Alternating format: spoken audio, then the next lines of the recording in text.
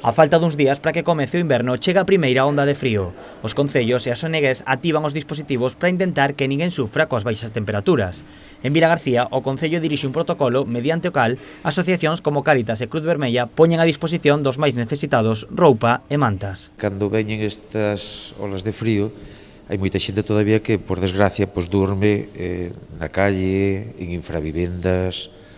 Entonces, claro, se nosotros aquí o que solemos ter sempre, como o noso roupeiro ten un horario moi limitado que é de 10 a 12, de luns a venres, pois polas noites, cando veñen aquí, temos sempre aquí pois un montón de roupas de abrigo, mantas, se acaso teñen que dormir fora, ou que está tamén dormindo nunha vivienda que ten frío, non? No caso de Cáritas complementan esta axuda con ceas quentes e produtos e doces de Nadal.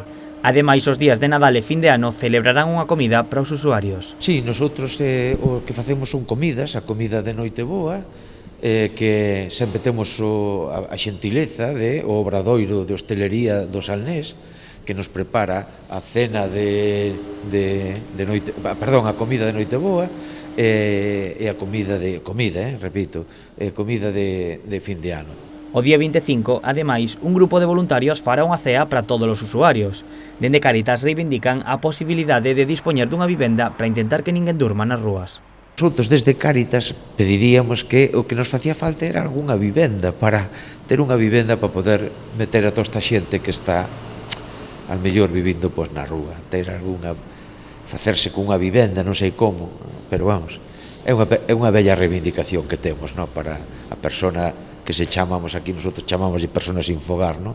Ademais do servizo habitual de comidas, Cáritas tamén ten un comedor sobre rodas. O obxectivo é dobre, que ninguén pase fame e, sobre todo, evitar a soidade das persoas dependentes que viven soas.